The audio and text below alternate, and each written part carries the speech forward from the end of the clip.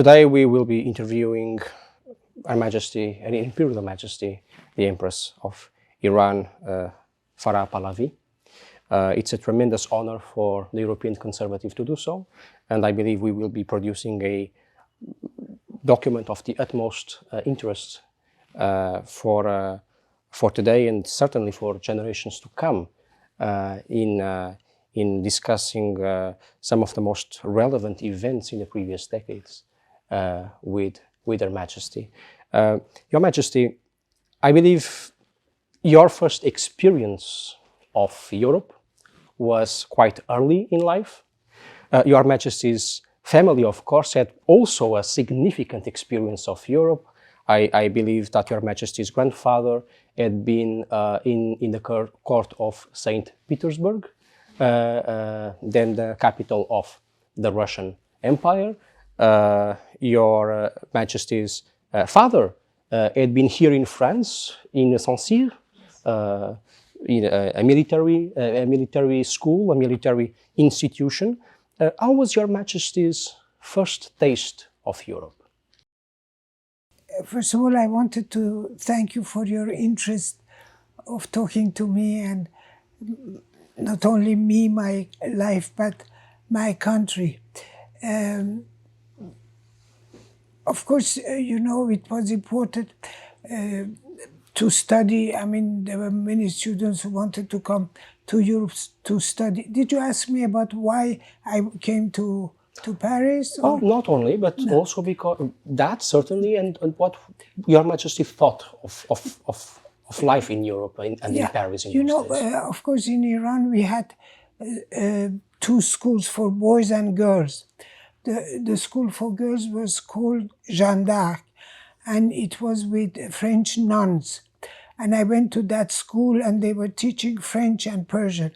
And the boys' school was called Saint Louis, and it was run by priests, Catholic priests, and also teaching Persian and English. And before that, I was in Italian school, but also learning French and Persian. And then, you know, when I studied in France, I wanted to come, I mean, in Iran, and of course it was important to come outside of Iran, in colleges outside of Iran to study. And strangely, in that period, that's more than 6 years ago, I wanted to study architecture, because in those days there were very few women architects, and in Iran there was only one. And I came to Paris because I knew people in Paris, and I was staying at the place which is for the students in south of Paris. It was the Collège Néerlandais. It belonged to the Dutch people. But of course, when I got married, I asked His Majesty to build also Iranian pavilion, which we did. So I went to architecture, and to tell you that, you know, we were in ateliers, and then there were maybe 40 boys and only 6 or 7 girls. And the boys were saying that the girls come to architecture to find a husband. And it was funny because when, and I liked architecture. I didn't want to study something to be in a room behind a desk and not move. From childhood, I liked architecture. As a child, we were in a garden, and I was building little houses with mud. And my uncle was an architect also. And then I came to École Spéciale d'Architecture in Paris. And I remember when His late Majesty divorced his last wife, the boys were saying, "Why not you? You're not bad, you're cute." I said, "Why don't you write to him?" And they would say, "If he marries you, will you invite us to Iran?" I said, "Of course I will do." And of course it happened. And it happened. And I invited them to Iran. And this is my studies in France. There were many students. What did you ask? I mean, that's the period I was studying. And it was in Paris. It was here in Paris that Your Majesty first met His late Majesty, Yes, the yes. Emperor, wasn't it? The first time, I remember I saw him from far in Iran when the Russians had invaded the northern part of Iran, and His Majesty has liberated that place. He was driving, of course, in an open car. I must have been, I don't know, 8, 9 years old.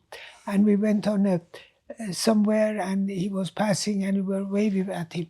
But from close, the first time I saw him was in Paris when he came to visit the students. I was invited to go to the embassy, and of course I was introduced to him, and he asked me what I do, and he was for him a little strange that a girl is studying architecture, and then that, and then of course afterwards when I went to Iran for vacation. My uncle, the brother of my father, was working at the court, and then he knew the son-in-law of the Shah, who was married to the daughter of the Shah from Princess Fawzia of Egypt. He said, I will introduce you to him to get scholarship for your studies. I said, okay. We went to see him, and he said, why don't you come and meet my wife, which was Princess Shahnaz, the daughter of His Majesty. I said, His Majesty's first daughter. First wife, yes.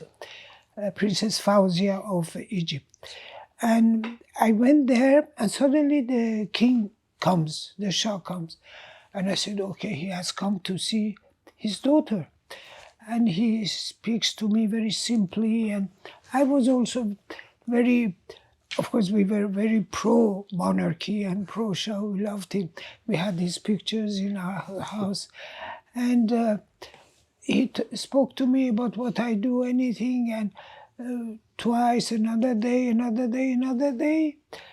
then one day he said, I have been married twice, and would you like to marry him?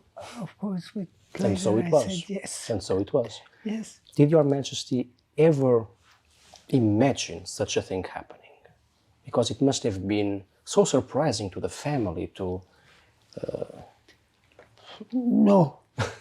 No, because maybe, I mean, when I was young, I mean, the age of getting married, some people from the family say if it will be good if she marries this and that. But my idea was to study and to come and serve my country.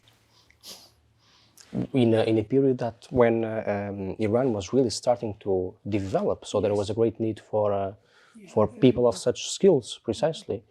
When, well, 1959, Your Majesty marries the Shah.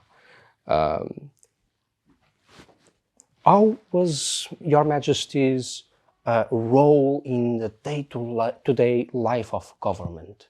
Was Iran something like a diarchy in which Your Majesty was sharing much of the government's load and initiatives and ideas and vision for the country? Because Your Majesty's role in so many sectors, in so many areas was monumental.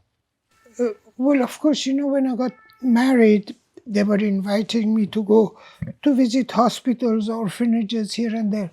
But, you know, I always wanted to work and do something. I was not interfering at all in politics or government. And then some people came to me, compatriots, men and women, and they were talking about this problem, that problem, the other problem. And then we created many, private organization, but accepted by the government. It was not in relation with government. You know, I don't know, my God, it's more than 25 different organizations. Health problems for those who could not see, those who could not speak, those who could not walk, who mentally had problems. Universities.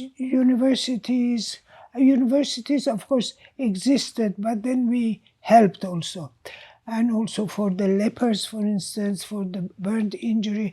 There were many, many activities with a group of men and women, Iranian.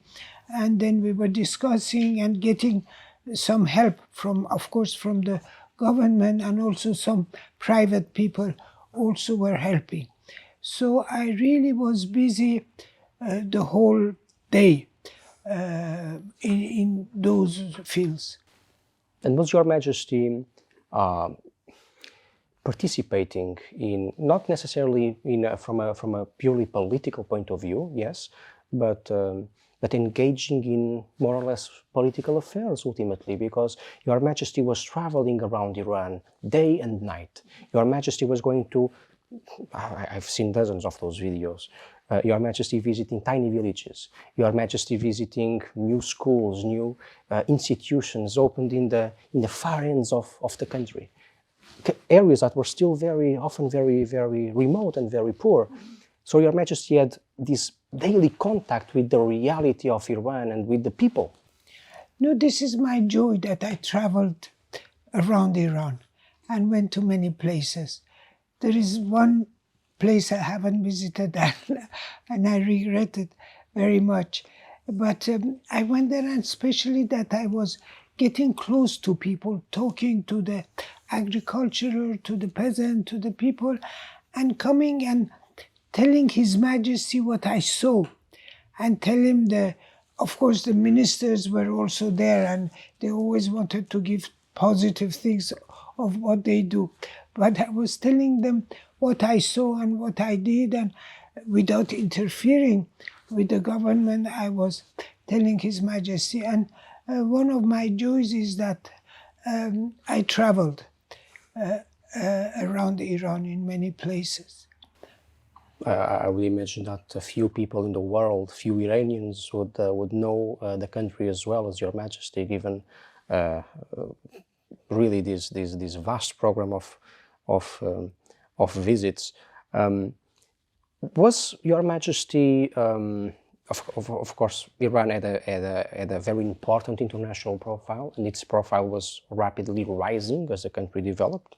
The country was becoming more self-assured, more, one would say, certainly independent, more convinced of its own strength in the international arena during those years. How was that for Your Majesty? Was Your Majesty involved in diplomatic life? Of course, Your Majesty met so many heads of state. Who interested Your Majesty the most? Before answering this, I wanted to tell you about my activities. There were most of the cultural activities, because I believed very much in culture. I still believe today. Culture is very important for Iran. And then all the organization we created, the museums, which are fortunately there, different museums for contemporary art, for carpet, for ancient dynasties art, for and also Festival of Art of Shiraz, which was very important. And for me, art was very important. I was very much involved in that. And of course, the visit to different countries of the world for me was very interesting. And my God, when I remember the number of countries we visited, the number of kings and queens and presidents, it's a great wealth, really, to have done that. Who impressed Your Majesty the most during this very intense diplomatic life? Because precisely as Your Majesty was saying, Your Majesty met so many heads of state and government and other influential figures of the last decades. Certainly, many of them were particularly remarkable individuals. Well, it's not easy for me to name them, but many kings and queens I met, which were in countries very much developed. and also some presidents, I cannot name them, but they were helping their countries. I have to talk about President Sadat because, of course, I admired him very much, and we are grateful to him, as you know, that when all the rest of the countries were not accepting us after what happened in Iran, he was the one, he accepted us because, of course, I remember Mrs. Sadat told me that President Sadat didn't want to talk to Jimmy Carter anymore. He was saying his aide, Mr. Mubarak, to talk to him. And he had said to President Carter, Jimmy, I want the Shah here and alive. And also because this friendship between our two countries, and when Egypt had problems, Iran helped them a lot. So that was part of it. And to name, it's difficult because, of course, as I said, President Sadat, mostly King Hussein of Jordan, and King Hassan of Morocco, and many people. And what about, if I may ask, the Shah? Who was among all contemporary figures, men of influence and power, who was the man or the lady who the Shah most admired, from a political sense? I think the late Shah liked very much King Hussein of Jordan. And of course we were close also to Pakistanis. His Majesty was admiring countries in our situation who were getting better and working. And I think I named them. Some often say that the Shah's father, Reza Shah, saw President Ataturk of Turkey as something of a role model. Yeah, it's true, because in those periods, Turkey was developing very much, and Ataturk was also working so hard for his country. And then Turkey was the only country that Reza Shah went, and he admired him very much. Exactly. I always think of that most remarkable event, the great anniversary of the 2,500 years of the monarchy in Iran, effectively of the country as it exists, in which, well, virtually, I would say most heads of state and government were invited to participate. Few countries were left aside in this magnificent, impressive, really stunning celebration. Was Your Majesty directly involved in the preparation of this? Yes, we were. Some of it, of course, there were people who were organizing early details, and there was also gatherings. I was there around the table to talk about details and so on, because it was a great event. Can you believe, as you say, that so many people around the world, kings and queens and presidents, the free countries, the communist countries, they came to Persepolis, who is such a great place of civilization, and then to celebrate history. But unfortunately, those days, the foreign press was against us, and I will tell you why, the reason of it, most of it. And they were criticizing and all the details and taking details, and the whole Europe and world were criticizing these festivities. But they didn't imagine all those people, heads of state, kings and queens from all around the world, came to Iran to celebrate Persepolis, which was a really place of civilization. And they did many, publicity against it, unfortunately. I don't say that there were not some mistakes and we should have done this and that, but it was done. And unfortunately, you know, what happened in Iran is that I must say, I don't say we didn't have problems, we didn't have shortcomings, but the country has developed so much in every field, really. And I remember, you know, most of the criticism came after in 1973, our oil was nationalized and the exploitation and the selling and exporting was in the hand of National Iranian Oil Company. And all that started all the criticism against Iran because they wanted to have our oil. Does Your Majesty think that was the real reason for such criticism? No, because we had shortcomings. I mean, the political freedom, as French say, with the ifs, you can put Paris in a bottle of water. Because it's normal that now I say if we had done this. Because the country had developed so much, my God. I don't say we didn't have problem. But really in the 20 years I was the empress in that country, I saw what has happened.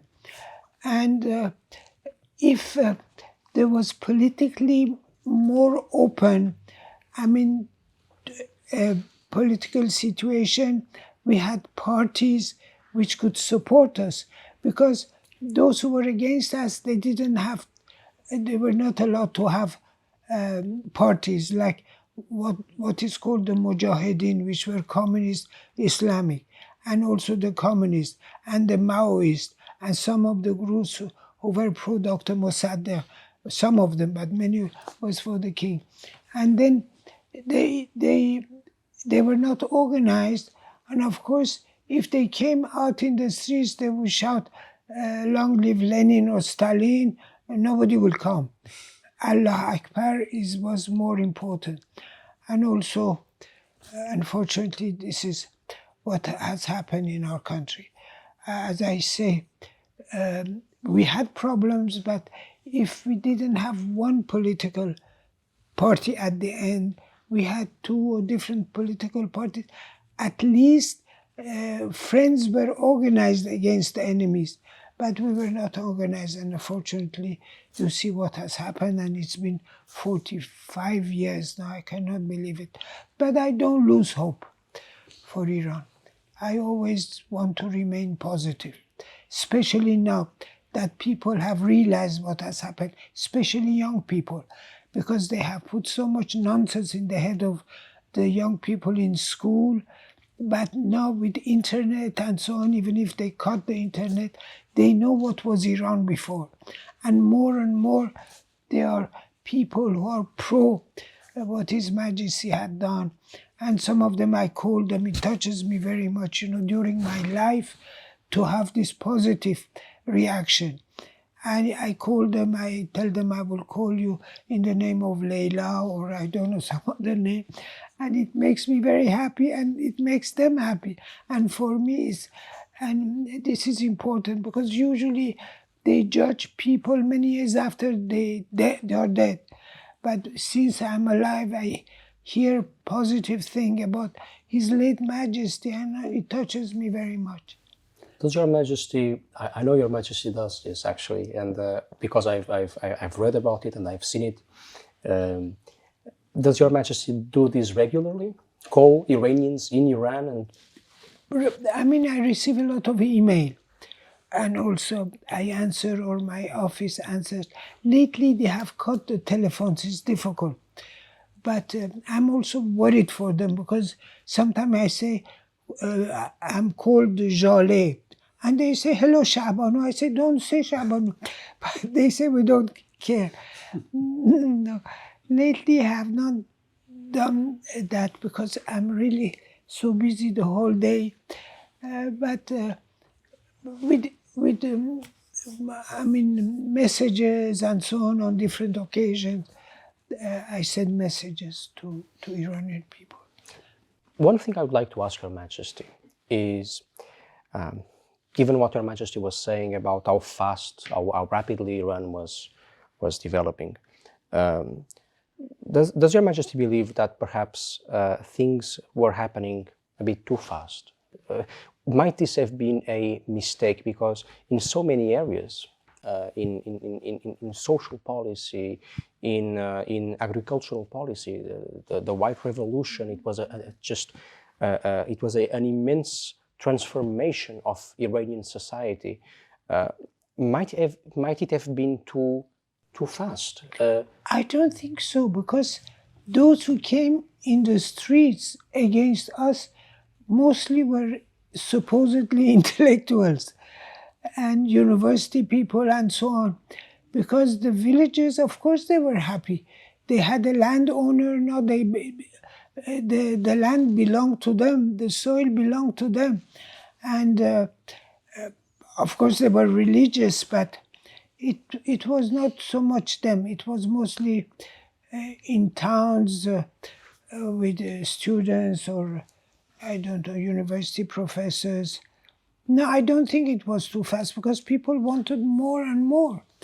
And of course, there were many, there were organizations who were sending the Pahlavi Foundation students outside to study. And of course, you know, when they came from a small town to a city like Paris or to go to Washington, they wanted Iran to become like that, and they became against. Oh, it's not possible. No, I don't think it was too fast. Iranian wanted to go forward more and more. It seems as if really Your Majesty and the Shah, the late Shah, were being pressured by both sides, because some were saying that things were being too fast, or that they shouldn't be going in that modernizing direction at all. And some were blaming the monarchy and the government for not doing enough. They wanted things to be even faster. So it was obviously a very tricky balance to find, certainly. But at the same time, for instance, I think that until a relatively late moment in the Shah's reign, there were acceptable, if not good, relations between the monarchy and the clergy. Certainly much better relations than those that had existed between the clergy and His Majesty's father, Reza Shah, when the relation was truly very difficult. He was right. Exactly. He was right, Reza Shah. Yes, it was close, and maybe it was close because of the communists.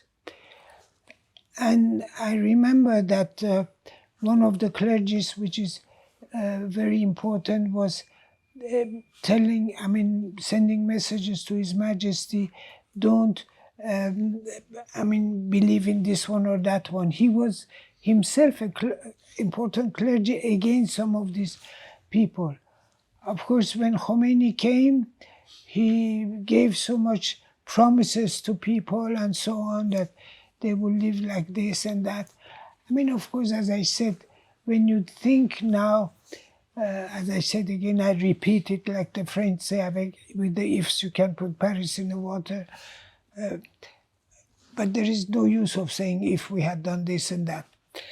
And then it's unbelievable, because when Khomeini and Iran, they were, I didn't say they didn't respect religious people or religion, but to come to Paris and to have so much publicity, BBC was sending his messages on BBC. What do you want to say? Anyway. This will be a tricky question, but I think it's a particularly important one, because actually in the last years of the Shah's reign, and I believe even after the events of 1978, 1979, the Shah many times expressed his belief that perhaps because Iran was becoming powerful, strong, developed, independent, taking its own decisions without really minding for the demands of other powers, namely those of the West, that perhaps His Majesty was becoming less popular among Western governments. Is that Your Majesty's understanding of what happened as well? Yeah, I mean, as I told you, there were many other things, but that was also important. The way we were talking, maybe it was too much. We shouldn't have done that. And it didn't please the the strong countries. Maybe that also didn't help. And in Your Majesty's view, beyond all the other factors we obviously know about, what really triggered the events of 1978 and 1979? I think, for instance, of the role of some important people in the elites, in the pre-revolutionary elites of Iran. I can think, for instance, of General Hossein Fardust,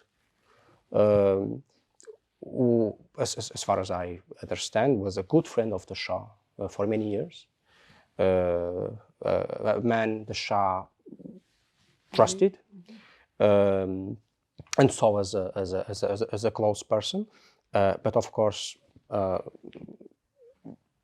after the revolution, he joined the new authorities. Does Your Majesty believe that there was also, to a degree at least, an inner coup against the imperial family? I mean, people like him, for instance, who was so close to His Majesty from childhood, to become and to say what he had said, he became against His Majesty at the end. And I don't remember many things that people told me about His late Majesty Reza Shah, but apparently when His Majesty was young and Fardus was his friend, Reza Shah didn't like him. That goes back to, God knows, 90 years ago. It's strange because someone who was close to His Majesty at the court has told me that Reza Shah didn't like Fardus, and Fardus was the closest person to the Shah, and then if we wanted to have a real report on something, we will ask him, not anyone else.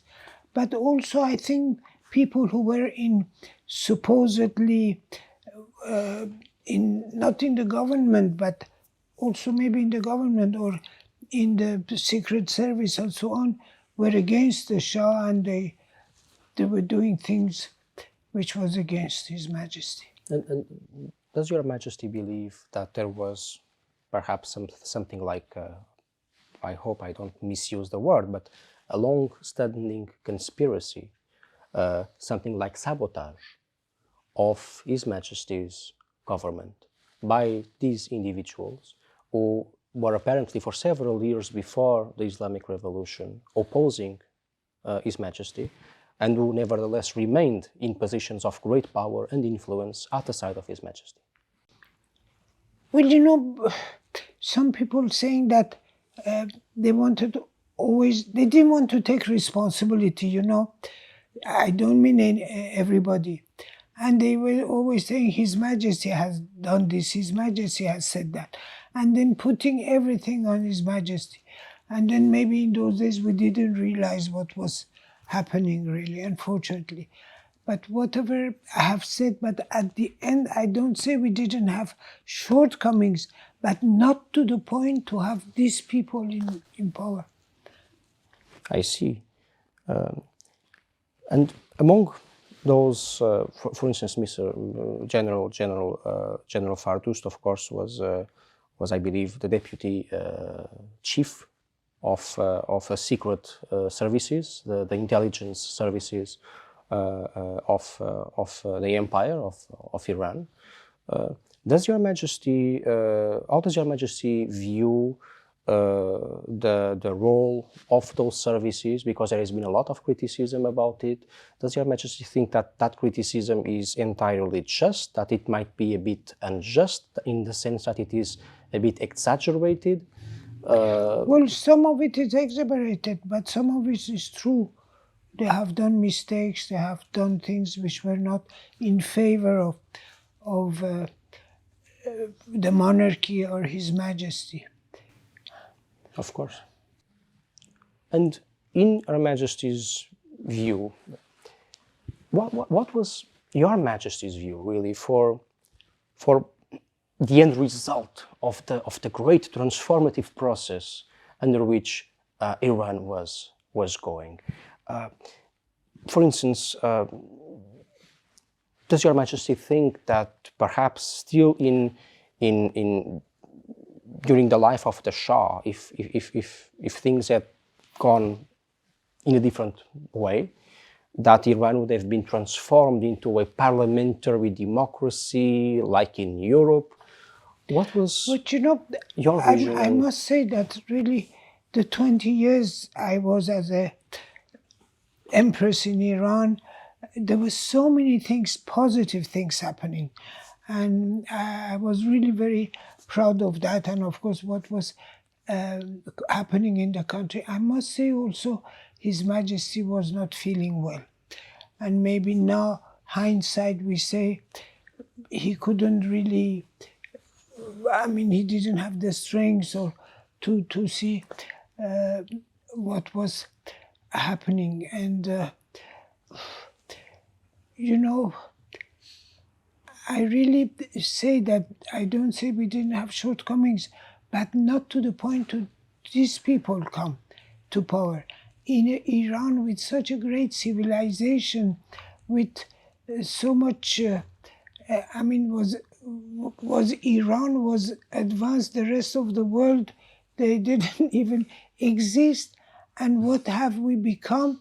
It's unbelievable. We had queens. Iran Docht, Puran Docht, thousands of years ago, they were real queen reigning.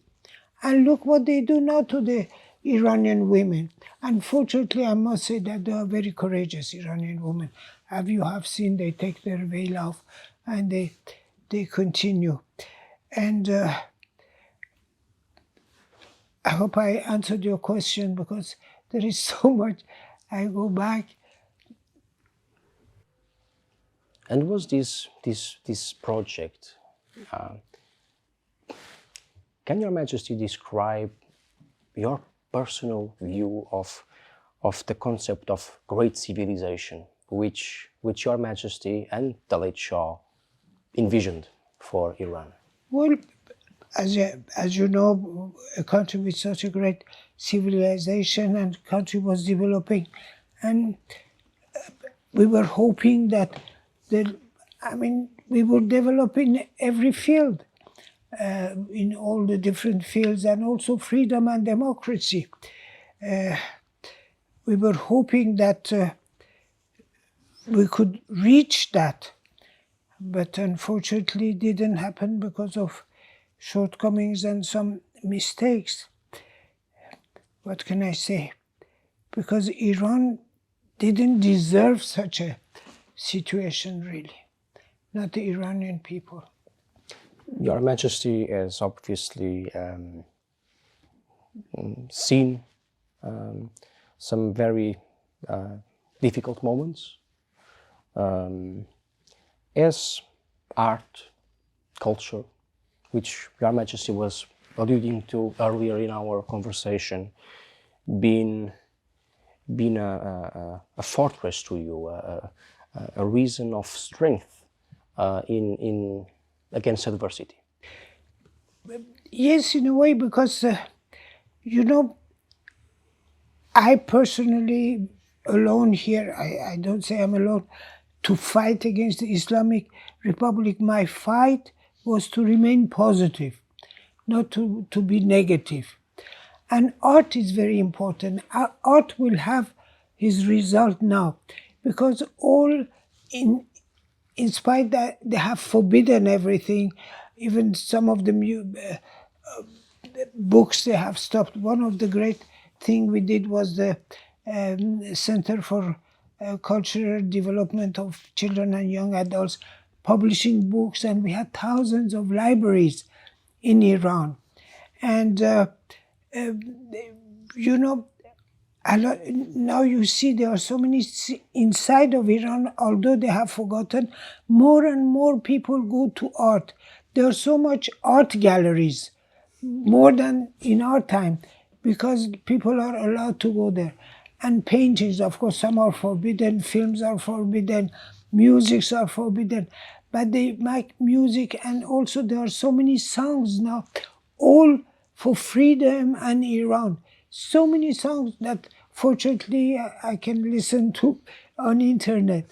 And it shows that how much art is important and how much art has been important for Iranians. And art will overcome this horrible regime. Does Your Majesty believe that beauty can be transformative? Beauty or duty? Both. Why not both? But beauty was my initial question. If that beauty can be transformative personally and collectively. Yes. Beauty is something that everybody wants. You look at the sky, at the moonlight. I look at the trees. It makes me happy. I embrace trees, and even I say to my grandchildren to do that. For me, nature is very important, and beauty will help, because what's happening now in our country with this regime is ugly. It's horrible, and Iranian people do not deserve this. Does Your Majesty remain optimistic for Iran specifically?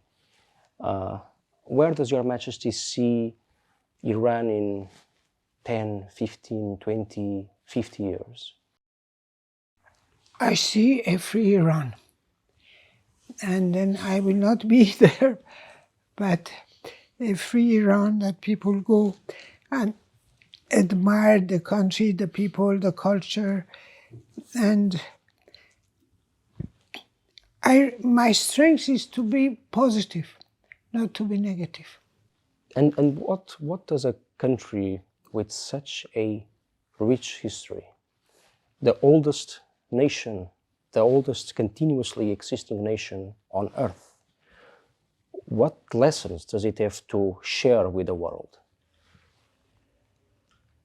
Well, Iran has given so much to the world, and as you see, now I don't remember everything. They have said things about Iran. It's written in America, in the streets, everywhere at United Nations and so on. And more and more people now, Iranians want the world to know what Iran was, because many people have been born after Iranian Islamic Revolution don't know what Iran was. Especially in America, some people even know that where is Iran, you know, they have no idea. Of course, Europeans know more about, about Iran. And no, it will have. I want to remain positive. When I speak about art, I will show you. You see there is a piece of something in gold under the table, and something in silver. Yes. Can you show it to me? I will show it. Yeah. You know, a few years ago, and the other one too, the golden one. A few years ago that there were demonstrations against the Islamic Republic, people were sending stones and pieces of asphalt to the guardians of the revolution. And so people indirectly, they don't know my address. They send me this as piece of art. This is piece of asphalt that they sent to the head of the Islamic Republic. They say street so-and-so, stone number 2000. And this is also stone. And you know, they send these for me. I mean, it's a sign of really art. or for instance, if you see that crown, Yes. it's written Shahbanu on it, and they send it to me from Iran, but they don't know my address. Indirectly, they send it, and it touches me very much. Or even that one, you see the statue of me. Of Your Majesty. It comes from Iran, from a Iranian lady, and that touches me very much. What can I say? Speaking of that, this has been given to me by a gentleman. It's a tree of peace. He gave me this a few days ago, and it really touches me very much. All these things encourage me to remain positive. Of course. And does Your Majesty, well, obviously Your Majesty remains deeply connected on a constant, permanent basis to the people of Iran. It comes to my mind that in the 1970s there was, I think, a CIA report about the late Shah, and it said something like, it wasn't a very sympathetic report, it must be said, but at the same time it was very positive. One of the things that it said was that the people were overwhelmingly loved the Shah and the Empress, Your Majesty. How are things today? Does Your Majesty think that a good share of Iranians remain loyal to the same feelings today? I really cannot tell you a percentage, but I know that I see now on internet and things, so many positive things and interviews about His late Majesty that I didn't have, and they find it, all positive things about His Majesty. Of course, there have been said so many negative things about him. I cannot really frankly tell you how many percentage, but there is a lot of sympathy for His late Majesty and for the past, from the past. And if I may also ask, Iran was always a monarchy. The history of Iran is the history of its kings and queens. It has been like this for 25 centuries. Does Your Majesty think that Iran, as an idea, as a polity, is it possible without this connection to the past, to its history, through the monarchy, through the institution of the monarchy? Well, you see what my son, who's working so hard, Prince Reza, all these years, what he believes and what he says is he wants freedom, democracy, freedom of women, the, national identity of Iran and territorial integrity. And then if one day Iranians are free, it's up to them to choose what they want. It's really what we want, even I. Of course, I believe in monarchy. And the monarchies in the world have been an example. I mean, in Europe, we cannot compare Europe to Iran. But it's really what we want, as my son says, freedom and unity of the country. It's up to the people to decide what they want. Especially what we want is the end of this regime. Well, I thank Your Majesty very, very much indeed for this wonderful conversation, which deeply honors me. It deeply honors the European conservative, and well, certainly it has been a privilege. Thank you so much. I wanted to add, as you know maybe, that I have created the Cultural Foundation in Portugal. And I wanted to speak about that because, why Portugal? Because I wanted, I have so many thousands of books here and in America, and hundreds of paintings that people offered me, and objects, and also so many thousands of pictures. And after me, I mean, my children cannot keep this. And I thought that I would create a cultural foundation And in America, I didn't want. In France was difficult.